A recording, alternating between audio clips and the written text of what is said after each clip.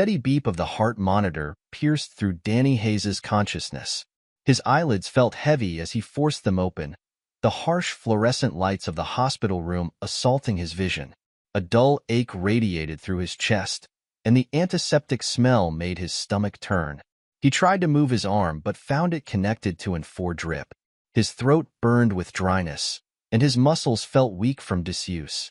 As his vision cleared, he noticed the figure sitting beside his bed, Beatrice, his wife of 15 years, perched elegantly in the uncomfortable hospital chair. B. The word came out as a rasp, barely audible. She looked up from her phone, her red lips curving into a smile that sent an inexplicable chill down his spine. Something in her eyes made his instincts scream danger.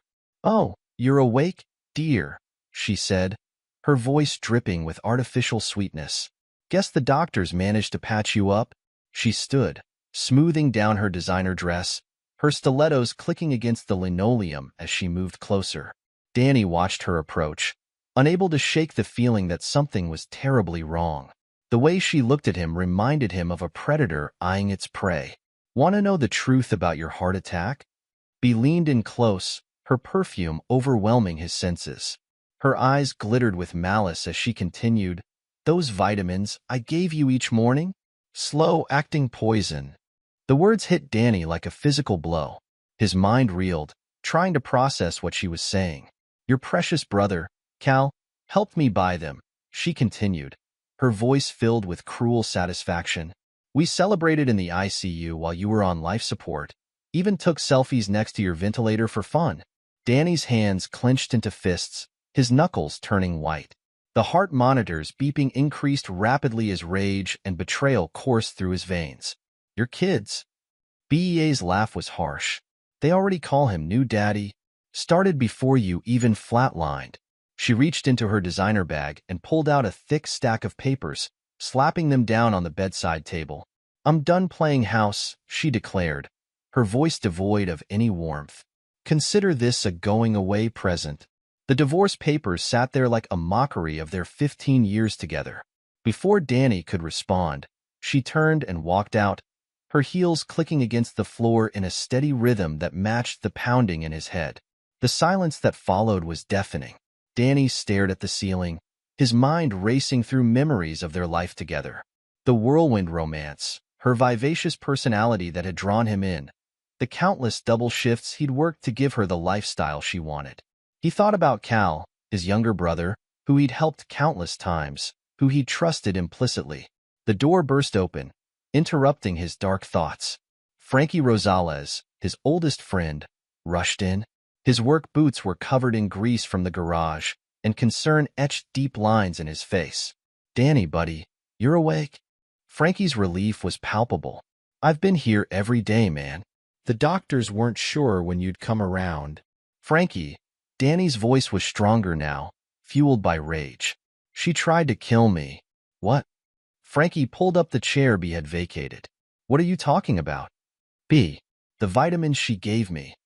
They were poison." Danny's jaw clenched. "She and Cal, they planned it together." "Cal? Your brother Cal?" Frankie's expression hardened. "Son of a bitch. I knew something was off when they started showing up together at the hospital. But poison? That's attempted murder, Danny. They took selfies, Frankie. Selfies while I was on life support." Danny's voice was cold, controlled. "My kids, they're calling him new daddy already. Jesus Christ." Frankie ran a hand through his hair. "Listen, Danny, we'll figure this out. You're not alone in this." "No," Danny agreed, his eyes fixed on the divorce papers. "I'm not alone. And they're going to regret ever thinking they could get away with this." A nurse entered the room, checking Danny's vitals. "Mr. Hayes, your heart rate is elevated. You need to stay calm." "I am calm," Danny replied, his voice steady despite the rage burning inside him. "Never been calmer in my life."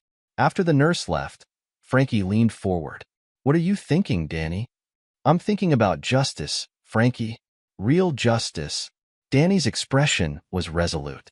"They tried to murder me, turn my kids against me, betrayed everything I believed in. This isn't something I can just let go." "Danny." "No, Frankie. Don't try to talk me down. Danny's voice was firm. I gave everything to this family, worked myself to the bone, and this is how they repay me? By trying to murder me? Frankie nodded slowly, understanding the shift in his friend. The Danny Hayes lying in that hospital bed wasn't the same man who'd been admitted. This Danny was harder, colder, forged in the fires of betrayal. Whatever you need, buddy, Frankie said finally. I've got your back. Danny closed his eyes, exhaustion washing over him. But beneath the fatigue, a new strength was building. They thought they'd broken him, but they'd only succeeded in stripping away his mercy. In trying to destroy him, they'd created something far more dangerous. A man with nothing left to lose and everything to avenge. Get me a lawyer, Danny said, his voice steady. And Frankie? Find out everything you can about what they've been doing. Everything. As Frankie left to make calls, Danny lay back in his hospital bed, his mind already calculating, planning. B and Cal thought they'd won, thought they'd written the final chapter of his story. But they'd made a crucial mistake. They'd left him alive. And Danny Hayes wasn't a man who forgave betrayal. The heart monitor continued its steady beeping, a rhythm that now seemed to pulse in time with his growing resolve. They wanted to play games? Fine. But they were about to learn that they'd started a war they weren't prepared to fight. Danny touched the divorce papers, his fingers tracing the edges. Let them celebrate their victory. Let them think they'd broken him. He would wait, gather his strength, and when the time was right, they would learn exactly what it meant to cross Danny Hayes. And by then, it would be far too late. Chapter 2. The Scars of the Past.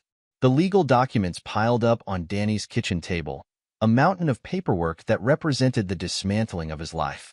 3 weeks had passed since his discharge from the hospital, and each day brought new revelations about the depth of BA's betrayal. Your wife has been systematically alienating the children, his lawyer, Susan Martinez, explained during their latest meeting. The text messages we've recovered show years of manipulation. Danny's jaw tightened as he read through the messages. B had painted him as a neglectful father, turning every extra shift he worked to support their lifestyle into evidence of his supposed indifference. Dad. Evie's voice interrupted his dark thoughts. His 15-year-old daughter stood in the doorway, her posture defensive. Mom says I'm supposed to pack my things. She says we're moving in with Uncle Cal next week. Danny set down the papers, studying his daughter's face. The open affection that once filled her eyes was replaced by guarded suspicion. Evie, sit down. We need to talk. There's nothing to talk about, she snapped, sounding exactly like her mother. Mom told me everything. How you never wanted us. How you only cared about work. Is that what you really believe? Danny's voice remained steady, controlled. That all those baseball games, dance recitals, family dinners meant nothing? Uncle Cal said. Cal is not your uncle anymore. Danny cut her off, his tone sharp.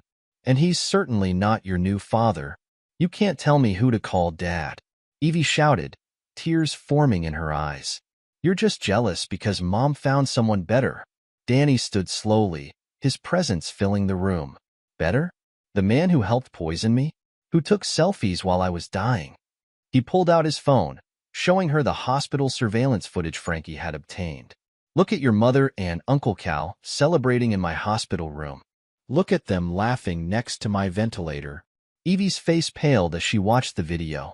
That can't be real. It is. And there's more. Danny's voice softened slightly. I know you're confused, Evie. I know your mother's been feeding you lies. But I'm still your father, and I will fight for you and Finn with everything I have. Evie ran from the room, but Danny saw the doubt in her eyes. The seeds of truth were planted. Later that night, Finn crept into Danny's room, his 10-year-old face streaked with tears. Dad, are you awake? Come here, buddy. Danny patted the bed beside him. Mom says we have to call Cal Dad now, Finn whispered, climbing up, but I don't want to.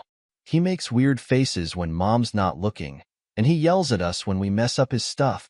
Danny pulled his son close, rage burning in his chest. You don't have to call him anything you don't want to, Finn. And if he ever hurts you, he won't, Finn interrupted. He's scared of you, Dad. I heard him telling Mom that they need to be careful because you're not acting right. A grim smile crossed Danny's face. Good. He should be scared. Danny's thoughts drifted to his own childhood as Finn fell asleep beside him. His mother had raised him alone after his father abandoned them, working multiple jobs to keep them afloat. She taught him the value of hard work, of standing up for himself, of never letting anyone take what was his. Family is all that matters, she used to say. But family is earned through loyalty, not just blood. The next morning, Danny met with Frankie at the garage. The familiar smell of oil and metal grounded him as they talked. I've got more dirt on Cal, Frankie reported, wiping his hands on a rag. He's been bleeding money from his mother's accounts for years. Agnes Sterling doesn't know half of what her precious son's been up to. What about Bea? She's already redecorating Cal's place, acting like she's won the lottery. Frankie's disgust was evident. But Danny, you need to see this therapist. The court's going to want. Already handled, Danny interrupted. Dr. Eleanor Vance. You recommended her yourself, remember? And she's good. Understands what I'm dealing with. Danny picked up a wrench, testing its weight. She's helping me channel everything the right way. Frankie studied his friend carefully. The right way, or your way? Is there a difference? Danny's smile didn't reach his eyes. They tried to murder me, Frankie. Tried to steal my children. Some things can't be forgiven. I know, buddy. Just be careful. Bea's lawyer is ruthless. So am I. Danny set down the wrench. They just don't know it yet. Chapter 3. The Seeds of Revenge. The rhythm of metal on metal filled Frankie's garage as Danny worked under the hood of his old truck. Each turn of the wrench helped clear his mind, each repair bringing order to chaos. He'd been spending more time here lately, the familiar work providing both income and therapy. Your timing belt's shot, he told Mrs. Rodriguez, an elderly regular customer. I can replace it today if you'd like. Oh, would you? Danny? She patted his arm. You're such a good boy. Not like those crooks at the dealership. As he worked, Danny's mind wandered to his morning session with Dr. Vance. The therapist had watched him carefully as he described his latest encounter with Bea. She showed up at the house unannounced, he'd explained. Wanted to talk about the kids. Really? She wanted to gloat.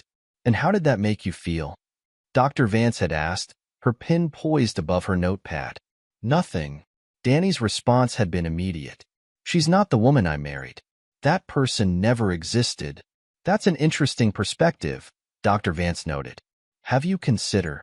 I've considered everything, Danny interrupted. I've considered that I spent 15 years loving a lie. I've considered that my brother helped her try to murder me. I've considered that my children are being poisoned against me by the very people who tried to end my life. Dr. Vance set down her pen. Danny, revenge won't heal these wounds. No, he agreed. But justice might. The memory faded as Frankie approached, holding out a cup of coffee.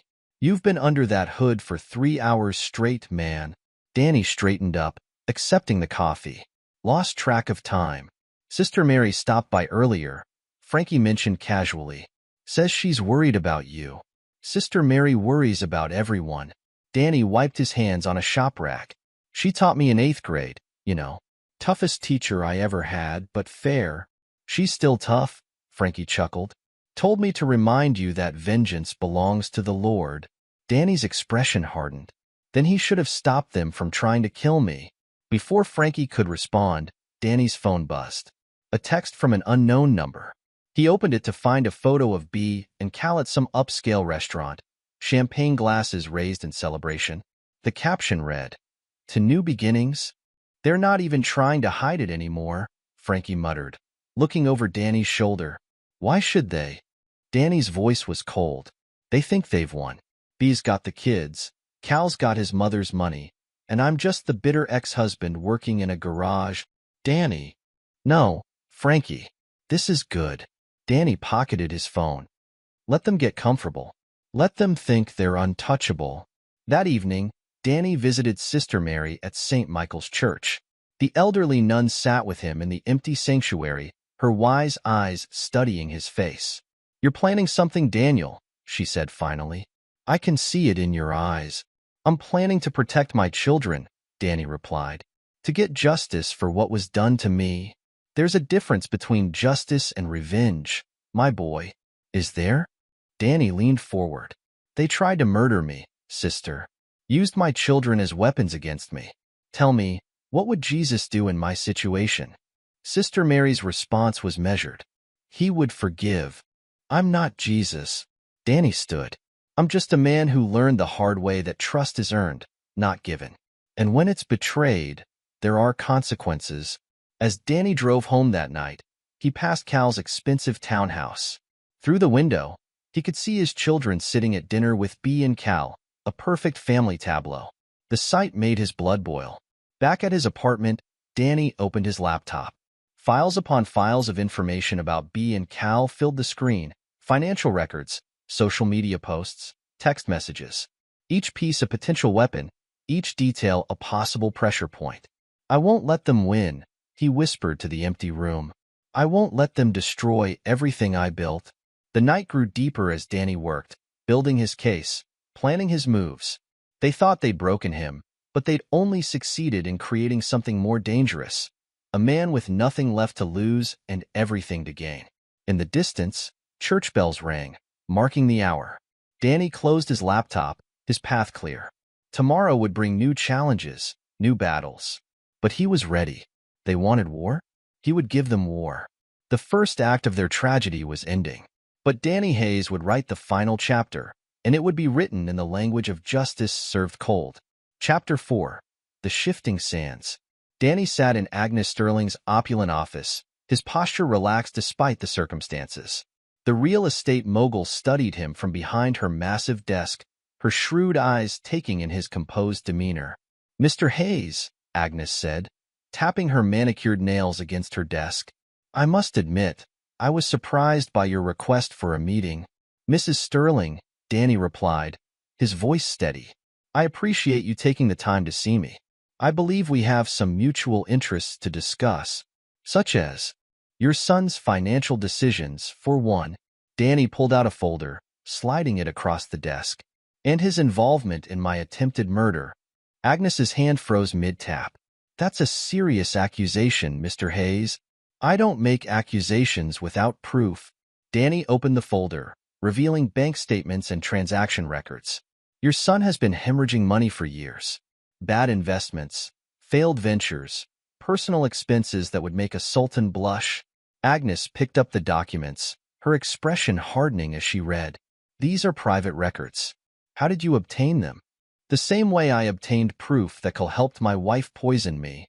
Danny's voice remained calm, but his eyes held an intensity that made Agnes shift in her chair.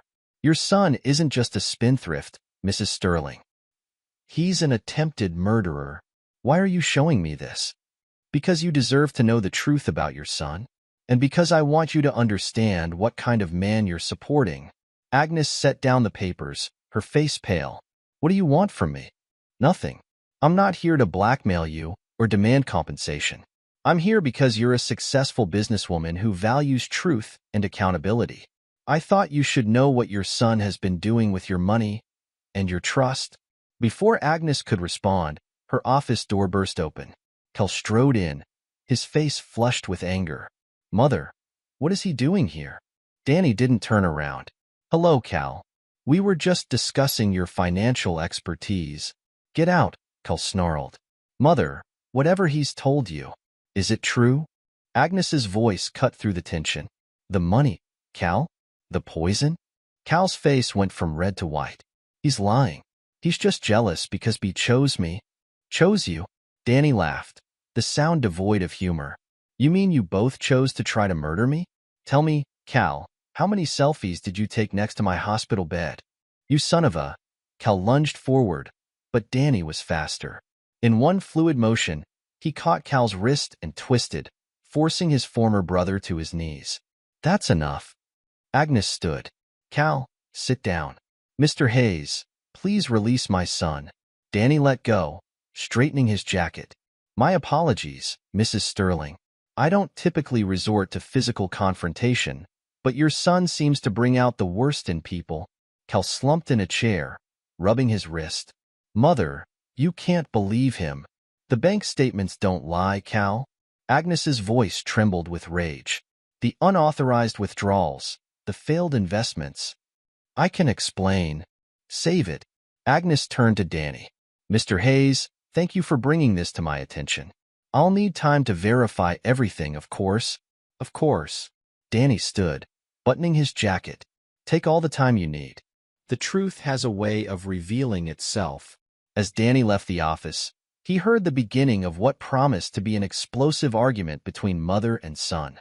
In the elevator, his phone buzzed, a text from B. You stay away from Agnes. The message read, I won't let you ruin my life. Danny typed back a single line. Your life is already ruined, B. You just don't know it yet. You tried to kill me. Don't forget that. Back in his car, Danny made a call. Frankie? Phase 1 is complete. Agnes knows everything. How'd Cole take it? About as well as you'd expect. He tried to attack me. Frankie's laugh crackled through the speaker. Bet that didn't end well for him. It never does. Danny started his car. Keep an eye on them. I want to know the moment Agnes makes any changes to Cal's accounts. Already on it. Danny, you're really going to destroy them, aren't you? They tried to kill me, Frankie. They poisoned me, took selfies while I was dying, turned my kids against me. Danny's grip tightened on the steering wheel. Destruction is too good for them.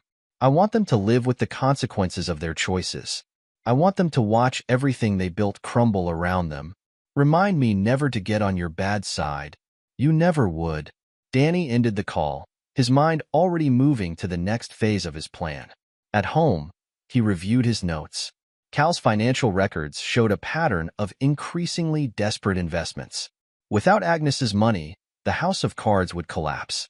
B, living in her fantasy of wealth and status, had no idea how precarious their situation was. His phone buzzed again. Dr. Vance, confirming their next session. Danny considered canceling, but he knew maintaining appearances was crucial. Let them think he was still the wounded ex-husband, struggling to cope.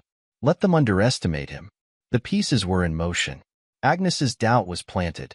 Cal's financial support would soon disappear. And B would learn that her dream of a perfect life with Cal was built on quicksand. Danny smiled as he closed his laptop. They thought they'd broken him, but they'd only succeeded in creating something far more dangerous. A man with nothing left to lose and everything to take from them. Chapter 5. The Twisted Web. Detective Miles Corbin leaned back in his chair, studying the man sitting across from him. Danny Hayes didn't fit the profile of a typical victim seeking justice. There was something calculated in his calm demeanor, something that made Corbin's instincts prickle. Let me get this straight, Corbin said, flipping through his notes. You're claiming your wife and brother poisoned you? Not claiming, detective. Danny placed a small bottle on the desk. This was in my medicine cabinet. The vitamins my wife insisted I take each morning. Corbin picked up the bottle, examining the label. Could be anything. Have it tested. You'll find it's a compound designed to mimic heart attack symptoms when taken in small doses over time. Danny's voice remained steady. My wife and Cal purchased it using a series of shell companies. I've traced the transactions. You've been busy. Wouldn't you be? After discovering the people closest to you tried to murder you. Corbin studied Danny's face. Most people in your situation would be emotional. Angry. You're remarkably composed. Would you prefer if I raged and screamed? Danny leaned forward. I can do that if it makes my case more believable. But I thought evidence would be more compelling than emotions. The detective picked up another file, printouts of social media posts showing B and Cal in Danny's hospital room, grinning next to his unconscious form. These are disturbing. They thought it was funny. Danny's voice held a hint of steel. Taking selfies while I was on life support. Planning their future while I was fighting for my life. And your children? They've been poisoned too. Not literally, but with lies. My daughter calls him Dad now. My son is too young to understand what's happening. Danny's hands clenched briefly before relaxing. They're victims in this too. Corbin sighed, closing his notebook. Mr. Hayes, I'll be honest. Cases like this are hard to prove, without concrete evidence. Which is why I've done your job for you. Danny pulled out another file. Bank records. Purchase orders. Surveillance footage from the pharmacy where they bought the poison. Text messages discussing their plan. Everything you need to build a case. How did you get all this? Does it matter? It's all admissible in court. I made sure of that. Corbin leaned back, a new respect in his eyes. You're not what I expected, Mr. Hayes. I get that a lot lately. Danny stood. I'll leave these with you. Review them. When you're ready to take this seriously, call me. As Danny left the police station, he spotted a familiar car across the street. Cal was watching, trying to look inconspicuous behind designer sunglasses. Danny walked directly to Cal's window, watching his former brother shrink back in his seat. Following me now, Cal? Danny's voice carried just enough for Cal to hear. Worried about what I might tell the police? You've got nothing, Cal hissed. No proof. We both know that's not true. Danny smiled, the expression never reaching his eyes. How's Agnes? Still cutting off your allowance? Cal's face reddened. You think you're so clever. You have no idea what's coming. No, Cal. You have no idea what's coming. Give me my regards. Danny walked away, pulling out his phone. A text from Frankie confirmed that his other plan was in motion. Social media accounts were spreading rumors about Cal's financial troubles, his failed investments, his dependence on his mother's money. The whispers would reach Agnes, reinforcing the doubts Danny had planted. At home, Danny logged into his computer, checking the fake accounts he'd created. The rumors were spreading, gaining traction in the right circles. Cal's reputation was beginning to crack. Soon, the pressure would begin to show in his relationship with B. His phone rang. It was Dr. Vance. Danny, you missed our session. Something came up. Police business. You're pursuing charges? I'm pursuing justice. Danny's voice was firm. Don't worry, doctor. I'm not letting this consume me. I'm channeling it. That's what concerns me. Dr. Vance paused. Revenge won't heal you, Danny. I'm not looking for healing. I'm looking for consequences. After hanging up, Danny reviewed his next moves. The detective would investigate. He'd made sure the evidence was too compelling to ignore. Agnes would continue to question Cal's financial decisions. And B would soon discover that her perfect new life was built on lies. A text from an unknown number lit up his phone. You're going to regret this, B had written. Danny typed back. I already regret trusting you. Now it's your turn to regret betraying me. He set the phone down, turning back to his computer. The web was tightening around them. Soon, they would feel the full weight of their choices. And Danny would be there to watch it all unfold, piece by carefully orchestrated piece. Chapter 6. The Unraveling. The tension in Cal's expensive townhouse was thick enough to cut with a knife. Bea paced the marble floors, her designer heels clicking against the stone, while Cal sat slumped on the leather couch, nursing his third scotch of the afternoon.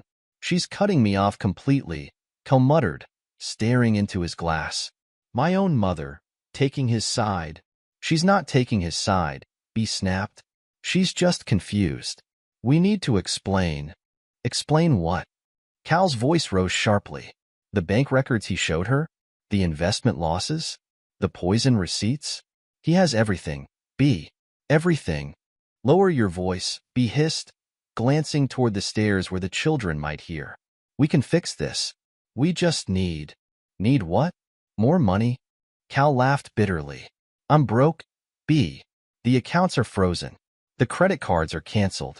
Mother's lawyers are circling like vultures. What about your investments? What investments? Cal hurled his glass against the wall, making Bea jump. It's gone. All of it. And your precious plan to poison Danny? That detective is building a case against us. We're finished. Upstairs, Evie pressed her ear against her bedroom door, listening to the argument escalate. Her phone buzzed, a message from her father. How are you holding up? Danny had written. Evie stared at the message, tears welling in her eyes. The fights between Bea and Cal were getting worse. The perfect life her mother had promised was crumbling, and with it, the lies she'd been told about her father. They're fighting again, she typed back. Mom's scared. Cal's drinking a lot. You can come home whenever you want, came the reply.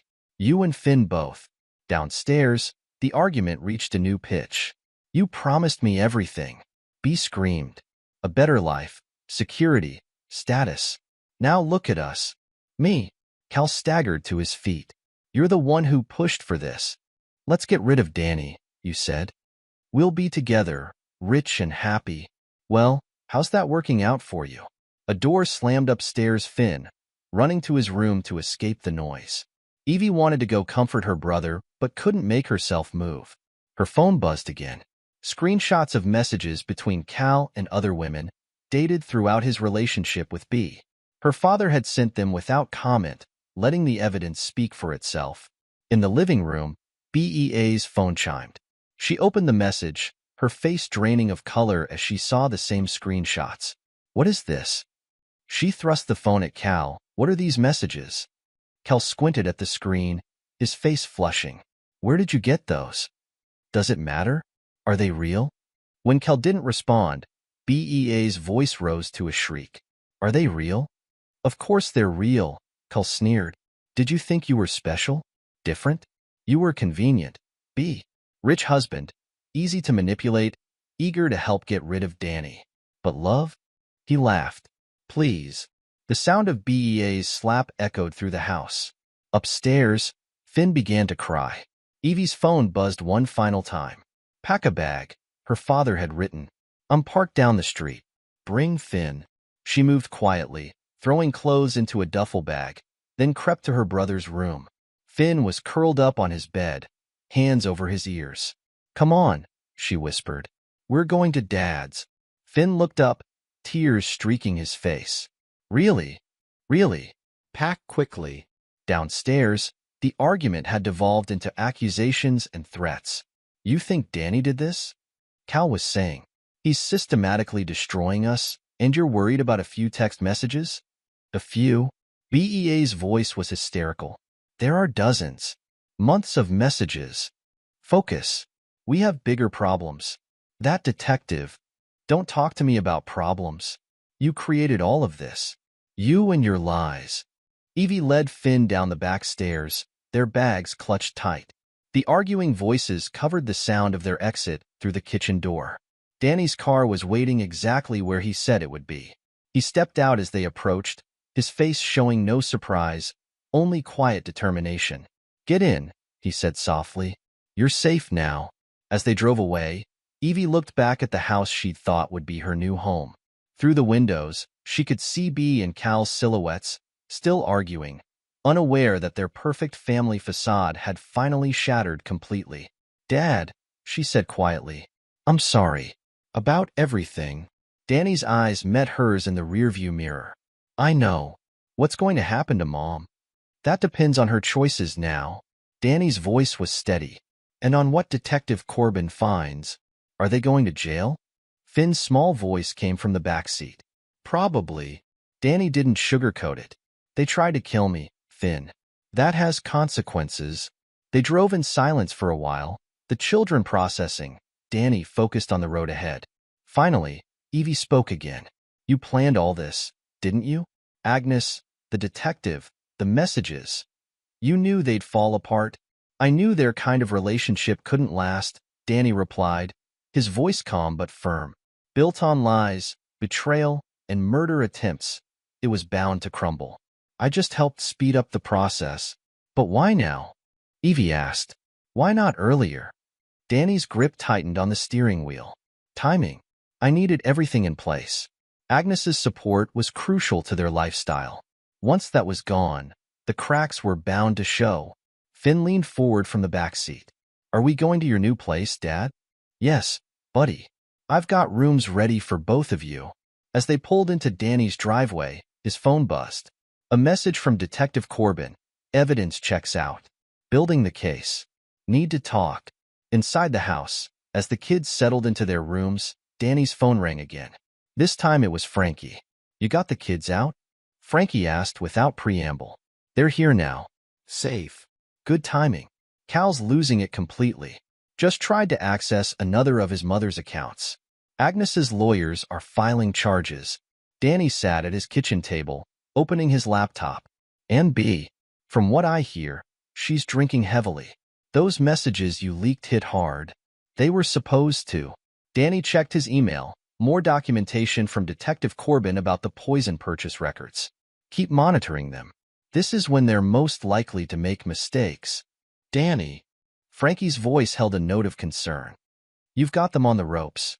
Maybe it's enough? They tried to murder me, Frankie.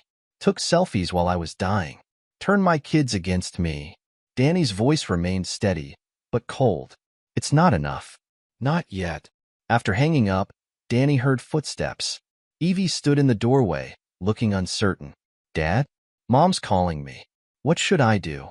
That's your choice, Evie. But remember what you heard tonight.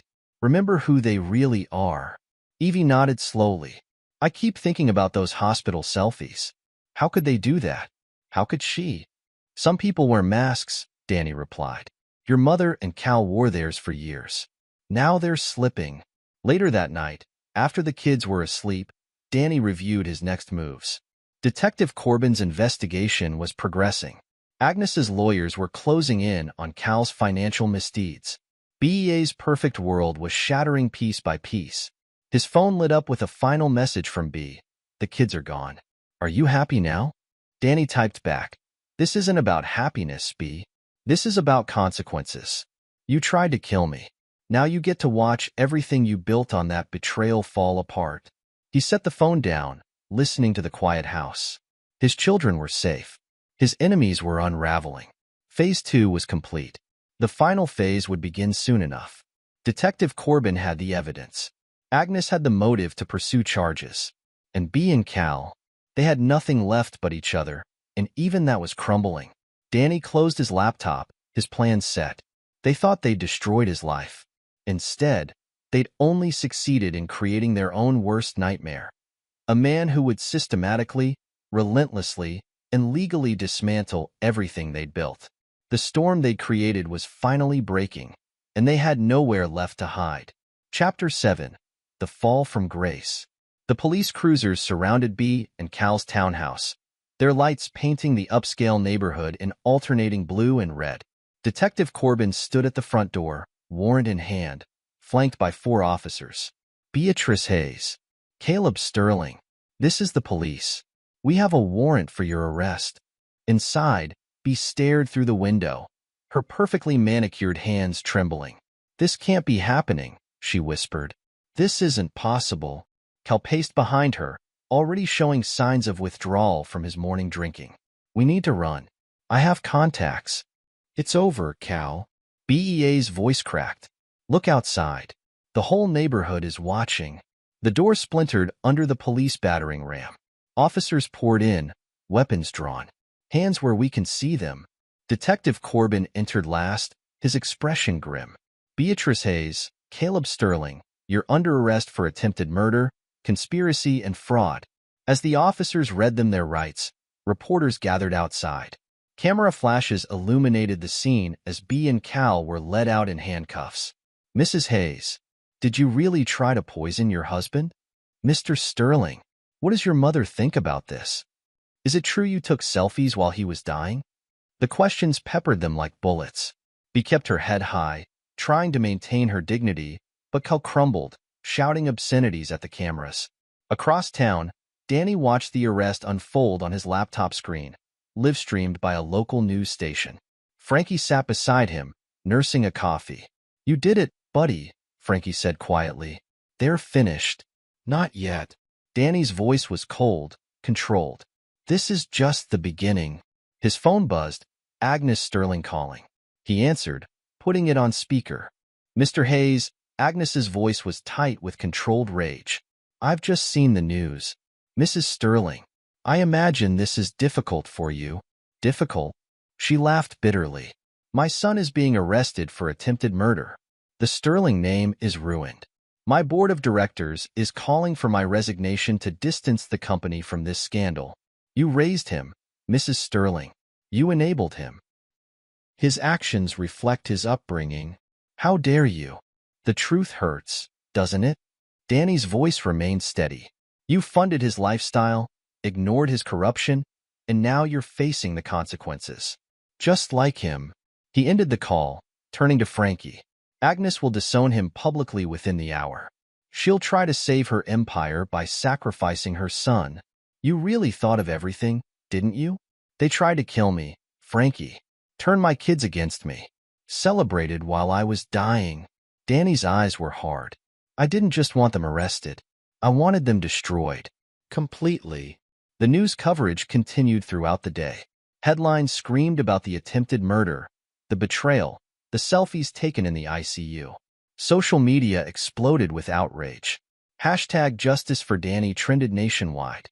Danny's phone rang again. Dr. Vance. I've seen the news, she said. How are you handling this? I'm fine, doctor. Better than fine. Revenge can be hollow, Danny. It doesn't heal the wounds. This isn't about healing, Danny replied. This is about justice. They're facing the consequences of their actions. Nothing more, nothing less. As predicted, Agnes Sterling held a press conference that afternoon. She stood before the cameras, her face a mask of controlled grief. As CEO of Sterling Enterprises, I must address today's events. The actions of my son, Caleb Sterling, are reprehensible and criminal. Effective immediately, he is removed from all company positions and disowned as my heir. Sterling Enterprises condemns his actions in the strongest possible terms. The reporters erupted with questions, but Agnes was already walking away, her empire crumbling behind her. At the police station, B and Cal were processed separately. Their mugshots leaked online within hours. BA's makeup was streaked with tears. Cal's face was contorted with rage. Danny received another call, Detective Corbin. They're not talking, Corbin reported. But we don't need them to. The evidence is overwhelming. The poison purchase? Traced directly to Cal's account. The selfies they took in the ICU are time-stamped. Their text messages planning your murder are all documented. It's airtight. Good. Danny's voice was flat. Make sure it stays that way. That evening, Danny sat with his children, watching the news coverage. Evie's face was pale, but resolute. Mom really did try to kill you, she whispered. Those selfies, how could they? People show you who they really are when they think they're winning, Danny replied. Remember that lesson. Finn curled closer to his father. Are they going to prison? Yes. Danny didn't sugarcoat it. They tried to murder me. That has consequences. The media frenzy continued into the night. Former friends and associates of B and Cal came forward with stories of their cruelty, their manipulation, their excess. Their social circle collapsed, everyone desperate to distance themselves from the scandal. Danny watched it all unfold with cold satisfaction. His phone buzzed one final time. A message from BEA's prison phone. You've destroyed everything? He typed back. No, B. You destroyed everything when you tried to kill me. I just made sure you faced the consequences. Frankie stayed late, watching his friend closely. What now? Now. Danny closed his laptop. Now we watch them face justice. Real justice. The day ended with B and Cal in separate cells, their perfect world shattered beyond repair. Danny sat in his living room, his children safe beside him, knowing that his revenge was only beginning. The trial would come next, and with it, more revelations, more consequences. They had tried to write his ending. Instead, he had orchestrated their downfall, piece by carefully planned piece. And he wasn't finished yet. Not by a long shot. Chapter 8. The Price of Betrayal. The courthouse buzzed with tension as the trial began. Journalists packed the gallery, their laptops ready to broadcast updates to a public obsessed with the case. B and Cal sat at separate defense tables, their expensive lawyers forming a barrier between them. Danny took his seat in the front row, his posture relaxed, confident. Evie and Finn sat beside him, their presence a testament to how completely BEA's manipulation had failed. The prosecutor, Sarah Chun, stood to deliver her opening statement. Ladies and gentlemen of the jury, this case is about betrayal, attempted murder, and the calculated cruelty of two people who thought they could get away with killing Daniel Hayes. BEA's lawyer, James Morrison, argued for separate trials, claiming prejudice. The judge denied the motion. Cal's attorney tried to shift blame entirely to B. Both defendants glared at each other across the courtroom. The evidence mounted day by day. Bank records showed the poison purchase. Hospital staff testified about finding B and Cal taking selfies next to Danny's ventilator. Their text messages were read aloud, revealing their calculated plan. I can't wait until he's gone, B had written. We'll be rich, happy, free. Just keep giving him the vitamins, Cal had replied. A few more weeks and no one will suspect anything. The jury's faces showed their disgust. Several members openly glared at the defendants. During a break, Cal's lawyer approached Danny. My client is willing to testify against Mrs. Hayes in exchange for leniency. Danny's laugh was cold. Let them destroy each other. I don't make deals with attempted murderers. The prosecution called Agnes Sterling to testify. She entered the courtroom like a queen, but her empire was crumbling. Sterling Enterprises' stock had plummeted. Her board was in revolt. Mrs. Sterling, the prosecutor began. When did you become aware of your son's involvement in the attempted murder of Daniel Hayes? Agnes's voice caught. I didn't want to believe it at first. But the evidence Mr. Hayes brought me was undeniable. And your son's financial dealings? He stole from me. Millions. Used company funds to finance his lifestyle with Mrs. Hayes. Cal erupted from his seat. You lying bitch. You knew everything. You approved those transfers. Remove the defendant. The judge ordered. As officers dragged Cal out, he continued screaming accusations at his mother. She sat perfectly still, her face a mask, but her hands trembled. The next day, Evie took the stand. Her testimony was devastating. Mom told us Dad didn't love us, she said, her voice clear and strong.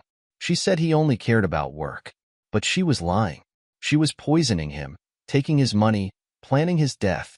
And she made us call Cal Dad while our real father was dying. B finally cracked. I did it for you, she screamed. For us. To give you a better life. Better? Evie's voice was ice. You tried to murder my father. You're a monster. The judge ordered B removed from the courtroom. As officers let her out, she locked eyes with Danny. He met her gaze calmly, showing no emotion. Finn's testimony was equally powerful. Cal was mean when Mom wasn't looking, he said. He called us brats, said we were baggage. But Dad always loved us, even when we turned against him. The defense tried to paint Danny as an absent father, a neglectful husband. Character witnesses destroyed that narrative, describing his double shifts to support his family, his dedication to his children. Sister Mary testified about Danny's character. I've known Daniel since he was a boy, she said. He is many things, but he would never abandon his family. Unlike the defendants, who abandoned their humanity in pursuit of greed. The final blow came when Detective Corbin presented the complete timeline of the poisoning attempt. The jury saw surveillance footage of Cal purchasing the poison, text messages planning the murder, and the infamous ICU selfies. In my 20 years of law enforcement, Corbin testified, I've never seen such calculated cruelty.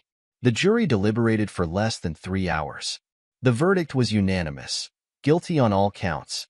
The judge's voice rang through the courtroom. Beatrice Hayes and Caleb Sterling, you have been found guilty of attempted first-degree murder, conspiracy, and fraud. Your actions show a level of depravity that this court finds particularly disturbing. He sentenced them to 25 years each. No possibility of early parole. B collapsed, sobbing. Cal lunged at his lawyer, had to be restrained. Danny watched silently, his face impassive. Reporters clamored for his reaction, but he simply stood, straightened his jacket, and walked out with his children. Outside the courthouse, Frankie waited by the car. It's done, buddy. Almost. Danny's voice was quiet. They still have appeals, civil suits. I want them to feel the full weight of justice. Dad. Finn looked up at him. Are you okay? Danny knelt to his son's level. I'm fine. Justice was served. That's what matters. The media portrayed it as a triumph of justice over evil. Danny gave no interviews, made no statements. His silence spoke volumes. That night, alone in his study, he reviewed the trial coverage. His phone buzzed with a message from prison. B again. You won. Are you happy now? He didn't respond. There was nothing left to say. They had tried to destroy him, and in return, he had orchestrated their complete destruction, not through violence or illegal means, but through the pure, clean mechanism of justice. They would spend the next 25 years remembering that lesson. Chapter 9. The Echo of a New Dawn. 6 months after the trial, Danny stood in the driveway of his new home, watching the moving truck pull away. The house was larger than his previous one, bought with the proceeds from his expanding business and the civil suit settlements. Evie emerged from the front door, carrying a box of photos. "Dad, where do you want these?" "Put them in my study," he replied. "We'll sort through them later." The photos were from before. Before the betrayal, before the poisoning, before everything changed.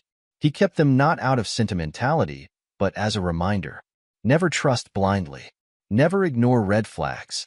Never show mercy to those who would destroy you. Finn ran out, excited about his new room.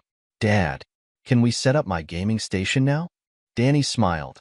A real smile, reserved only for his children.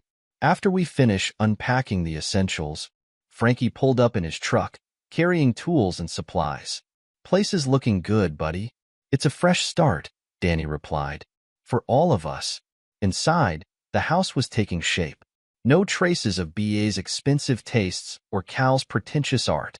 This was Danny's space, designed for his family's new life. Sister Mary visited that afternoon, bringing a housewarming gift, a simple cross for the wall. "You've come far, Daniel." "Have I?" He hung the cross carefully. "Or did I just become what they made me?" "You became stronger," she corrected. "But you haven't lost your capacity for love. I see it with your children." Later, Dr. Vance arrived for their final session. They sat in Danny's new study, surrounded by unpacked boxes. "You've processed the trauma," she observed. "But have you found peace?" "I found justice," Danny replied. "Peace comes from knowing they can never hurt anyone again." "And the children?" "They're healing, learning to trust again. I'm teaching them to be stronger, smarter, like you've become." "Exactly like I've become." The day wound down. Danny worked in his home office, reviewing contracts for his business. The garage business had expanded into a successful chain of auto repair shops. Success, built from the ashes of betrayal. His phone buzzed, another message from prison. "Cal, this time. I'll get out eventually. Remember that." Danny typed back, "I'll be waiting. Remember how completely I destroyed you the first time." He deleted the message thread without waiting for a response. Evie knocked on his office door. "Dad? Finn and I want to order pizza. Want to watch a movie with us?" Danny closed his laptop. Of course. They gathered in the living room, this small, loyal family unit. Danny watched his children laugh at the movie, their trauma healing, their trust in him restored. He had rebuilt more than just his life. He had rebuilt his family, stronger than before. The betrayal had stripped away his naivety, replaced it with steel. But for his children, he remained a source of strength, protection, and love. The next morning, Danny drove to work in his new truck. The old one was sold, another link to the past severed. His chain of garages was thriving, his employees loyal, his reputation solid. Frankie met him at the main garage. Got the quarterly reports. Profits are up again. Good. Danny reviewed the numbers. Expand the training program.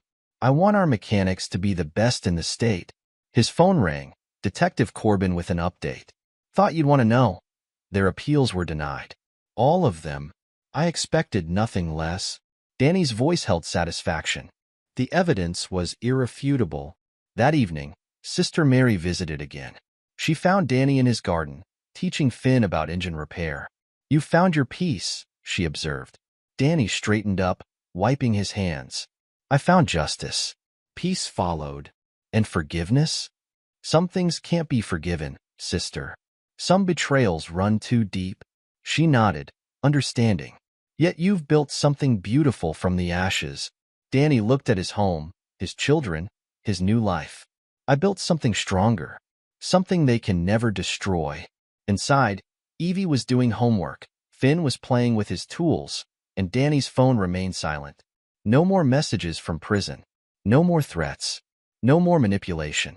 He had won, completely and utterly. Not just the legal battle, but the war for his family, his future, his peace of mind. The man who emerged from that hospital bed, who discovered his wife's poisoning attempt, who endured betrayal and emerged victorious, that man was gone. In his place stood someone stronger, harder, wiser. A man who had learned the true price of trust and the value of justice. Danny walked through his new home, checking locks and security systems, a habit he'd developed since the betrayal. Not paranoia, just prudence. He'd learned his lesson about blind trust. In the kitchen, he found Evie making coffee. "You're up early," he said. "Couldn't sleep. Been thinking about Mom and Cal in prison." She handed him a cup. "Do you ever regret how things turned out?" "No." Danny's response was immediate. "They made their choices. They tried to kill me, took selfies while I was dying, turned you against me. They earned their consequences. I still feel guilty sometimes," Evie admitted, "for believing their lies. You were a child, manipulated by experts." Danny's voice softened slightly. "The important thing is you learn from it. Never trust blindly. Never ignore red flags." Frankie arrived later that morning, bringing updates about the garage chain's latest expansion. "Remember when you were just fixing cars in my old garage?" he asked with a grin. "I remember everything," Danny replied. "The good and the bad. It all led here." Sister Mary's final visit came that afternoon. She found Danny in his study, reviewing business documents. "You've changed, Daniel," she observed. "Had to." He set down his papers. "They tried to destroy me. Instead, they created someone stronger." "And your heart?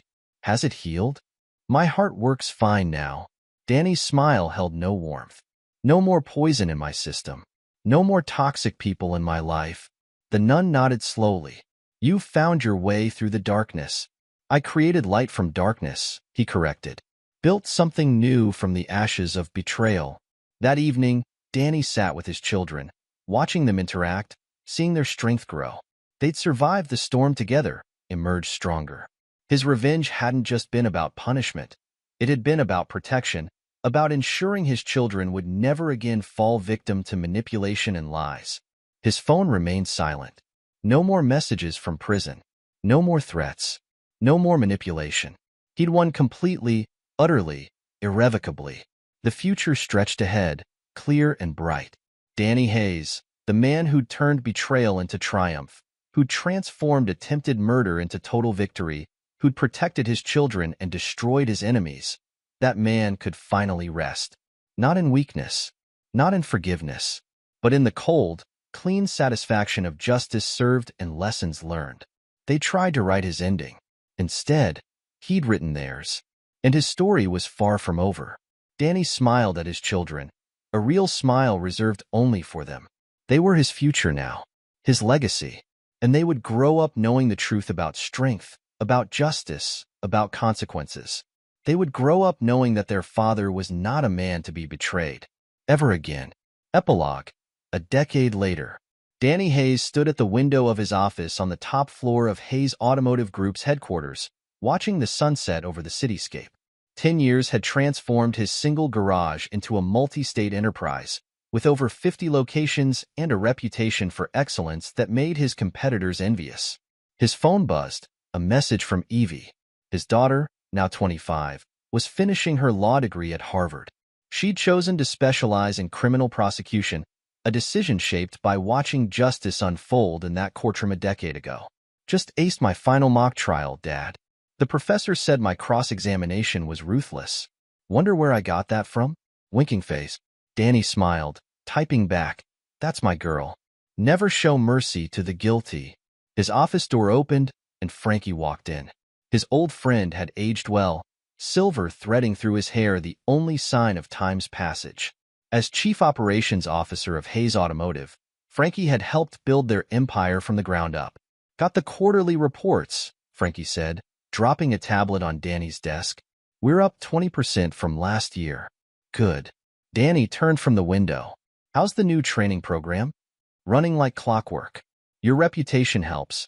Mechanics fight for spots in our apprenticeships now." Danny nodded, satisfied. His business philosophy was simple. Excellence without compromise, loyalty rewarded, betrayal never tolerated. It had built him an organization as solid as steel. "Heard anything about our old friends?" Frankie asked carefully. "BEA's still in Mountain View Women's Correctional. 15 more years to go." Danny's voice held no emotion. "Cal's in maximum security after that fight last year." lost his appeal for early release, and Agnes, living in a small condo in Florida. Sterling Enterprises collapsed 5 years ago. She lost everything. Danny's smile was cold. Last I heard, she's working as a real estate agent. Quite a fall from grace. Frankie shook his head. They really thought they could get away with it, didn't they? People who betray others always think they're smarter than they are. Danny sat behind his desk, opening his laptop. How's your son doing at the new branch? Top performer already. Thanks for giving him a chance. You were loyal, Frankie. I reward loyalty. A notification popped up on Danny's screen. A news alert about B. She'd been denied parole again. The board cited her continued lack of remorse and attempts to manipulate other inmates.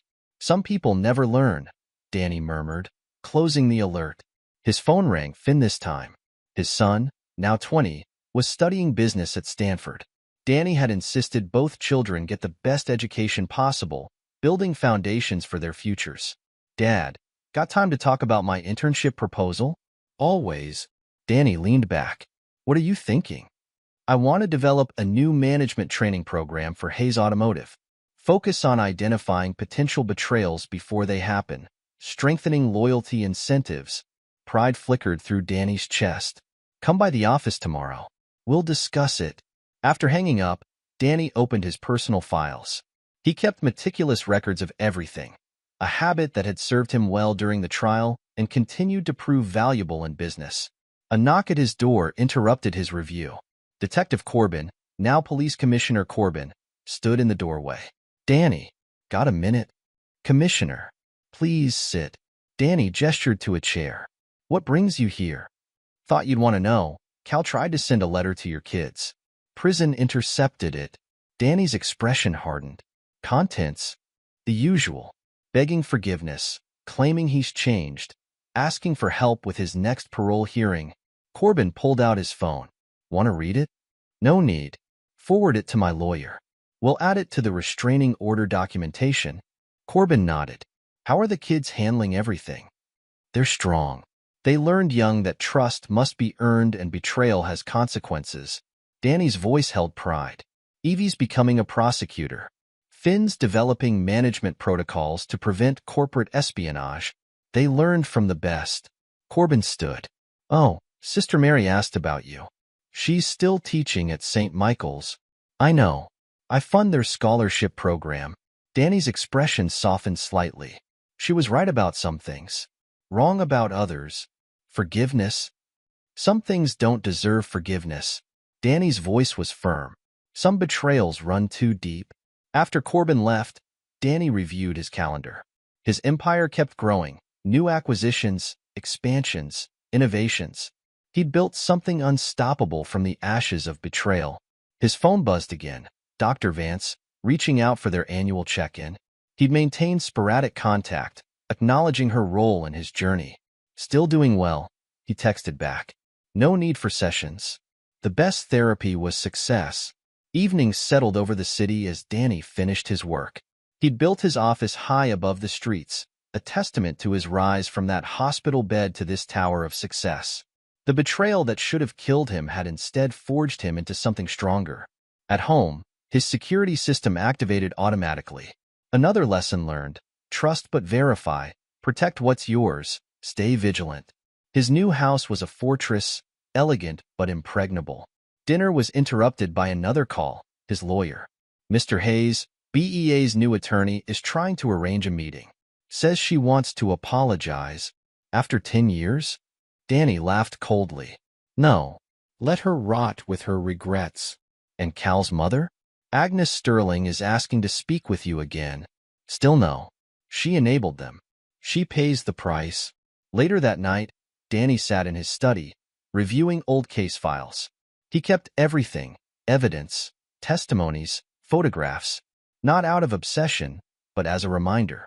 Success was the best revenge, but documentation ensured history couldn't be rewritten. His phone lit up with a group text from his children. They were coming home for the weekend. Family dinner, just the three of them. His real family, forged in fire, stronger than blood. Evie had grown into a formidable woman, her mother's beauty transformed by her father's steel. In court, other lawyers called her the Ice Queen. She took it as a compliment. Finn had his father's business sense and his own gift for strategy. He'd interned at tech companies, learning their security protocols, developing new ways to protect what mattered. Danny smiled, reading their messages. They were his legacy, not just his blood, but his lessons. Never trust blindly. Never ignore red flags. Never show mercy to those who would destroy you. A final email arrived. The prison system's automated notification. B and Cal's locations, status, remaining sentences. 15 years down, 15 to go. Justice, served cold and lasting. Danny closed his laptop, satisfaction settling over him.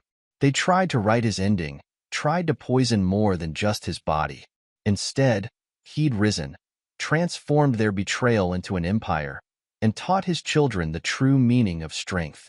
His phone buzzed one last time. Sister Mary, still praying for your soul, Daniel. Save your prayers, sister. I found my own path, through vengeance, through justice, through strength, through success. He set the phone down, looking out at his kingdom. 10 years had changed everything. The betrayed husband had become a business titan. The intended victim had become untouchable. The man they tried to destroy had instead destroyed them, completely and permanently. In prison, Bea stared at her cell wall. Her beauty faded, her manipulation useless against cold steel and colder guards. Cal paced his maximum security cage. His charm turned to bitterness, his mother's money long gone. Agnes lived alone in her Florida condo, selling small properties to disinterested buyers. Her empire collapsed, her legacy ruined. And Danny? Danny had everything: success, power, respect, and most importantly, his children's love and loyalty.